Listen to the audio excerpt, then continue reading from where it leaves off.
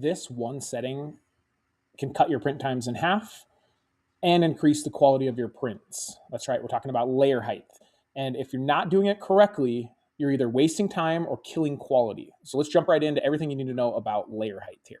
To start off, layer height usually is determined by the size of your nozzle. So here I'm using a 0.4 millimeter nozzle, which means it's going to go in increments of 4 up to, I don't know, 75-ish%. So I have options from 0.08 millimeters all the way to 0.28 millimeters.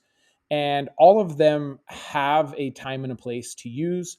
And so we're going to highlight a few of those. So the standard 0.2 millimeters size layer height, this is what I print 80 to 90% of my prints in. It's fast, it keeps the quality, it's a really good middle ground. Now, if we look over here, you'll see the total print time on this print is 2 hours and 17 minutes.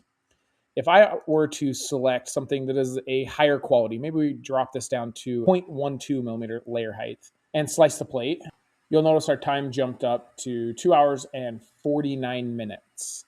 And if we zoom way in on these layers, gotta get way in before they'll differentiate, it's gonna look really clean and smooth on this print. Now, on the other side, if we jump to a 0.28 and slice the plate, we are going to drop our time to 2 hours and 9 minutes. But we are going to have noticeable layer lines, type of layer lines that you can run your finger over and hear them.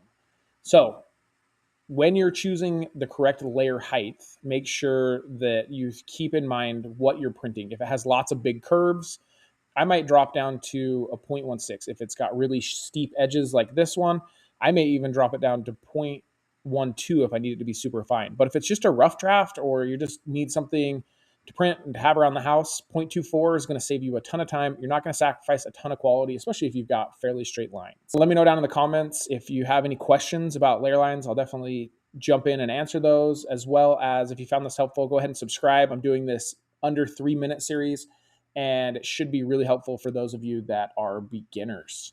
Thanks for sticking around to the end. We'll see you in the next video.